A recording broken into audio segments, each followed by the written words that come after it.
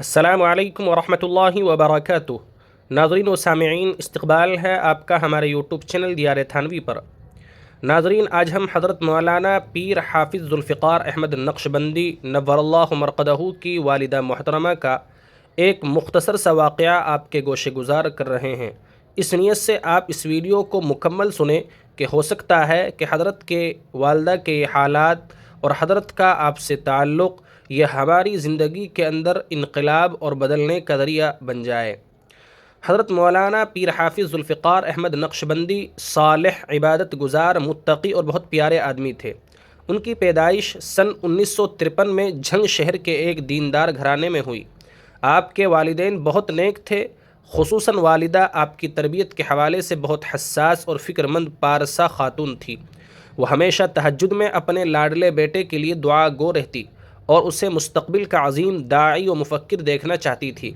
گھر کا ماحول بڑا پاکیزہ تھا، جہاں نماز، تلاوت اور دوسری عبادات کا معمول تھا۔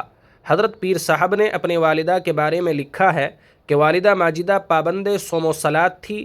راقم جب 3 برس کی عمر میں تھا تو رات کے آخری پہر میں والدہ صاحبہ کو بستر میں موجود نہ پا کر اٹھ بیٹھتا، دیکھتا تھا کہ وہ سرہانے کی طرف مصلی بچھا کر نماز تہجد پڑھنے میں مشغول ہیں۔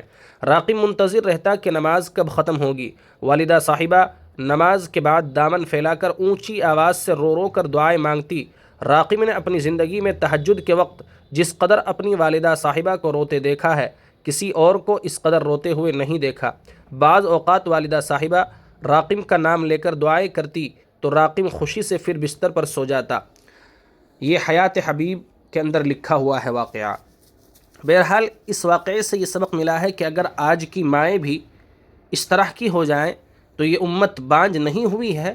آج بھی اگر محنت اور جد و جہد کی جائے تو ایسے علماء تیار ہو سکتے ہیں، لیکن ضرورت یہ ہے کہ آج ہم اپنے گھروں کے ماحول کو دیکھیں اور وہاں بچے کی تربیت جس ماحول اور جس رہن سہن اور جس انداز سے ہو رہی ہے اس کو بدلنے کی ضرورت ہے۔ اسی طرح کی ویڈیو سننے کے لیے آپ ہمارے چینل دیار تھانوی کو سبسکرائب ضرور کر لیں۔ شکریہ، جزاکم اللہ خیرا و احسن الجزا۔